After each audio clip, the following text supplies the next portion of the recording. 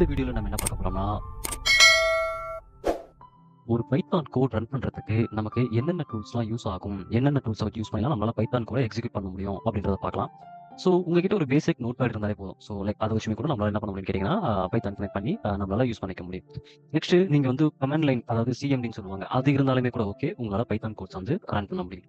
Next வந்து edit plus அந்த editor use பண்ணியும் உங்களால என்ன பண்ண முடியும்னு கேட்டீங்கன்னா, பைத்தான் கோட்ஸ் வந்து எக்ஸிக்யூட் பண்ண முடியும். லைக் ரன் பண்ண முடியும். ஸோ நெக்ஸ்ட் வந்து ஐடிஇ. அதாவது பைத்தான்ல இருக்கக்கூடிய ஒரு ஐடிஇ. என்ன ஐடின்னு கேட்டீங்கன்னா, ஐடினா ஆக்சுவலா என்னன்னு கேட்டீங்கன்னா, இன்டகிரேட்டட் டெவலப்மென்ட் என்வைரன்மென்ட்னு சொல்லுவாங்க. அது வந்து ஒரு டூல் லைக் ஒரு சாஃப்ட்வேர். ஸோ அந்த சாஃப்ட்வேர் மூலியமா நம்மளால என்ன பண்ண முடியும்னு கேட்டீங்கன்னா, பைத்தான் கோட்ஸ் வந்து எக்ஸிக்யூட் பண்ண முடியும். ஸோ நெக்ஸ்ட் பார்த்தீங்கன்னா, உங்களுக்கு வந்து பைசார்ம் இருக்கு, அப்புறம் எக்லிப்ஸ் இருக்கு, அப்புறம் ஸ்பைடர் இருக்கு, விஷுவல் ஸ்டுடியோ இருக்கு. ஸோ இந்த மாரி நெறைய ஐடிஇ யூஸ் பண்ணி உங்களால என்ன பண்ண முடியும்னு கேட்டீங்கன்னா, பைத்தான் கோட்ஸ ரன் பண்ண முடியும். நீங்க நார்மலா இந்த நோட்பேடோ, சிஎம்டியோ இல்ல எடிட் பிளஸ்லயோ வச்சு நீங்க பைத்தான் கோட் ரன் பண்றத விட, ஐடிஇ யூஸ் பண்ணி நீங்க பைத்தான் கோட் ரன் பண்ணீங்கன்னா, உங்களுக்கு நெறையவே யூஸ்ஃபுல்லா இருக்கும். சரி அப்படி என்ன யூஸ்ஃபுல்லா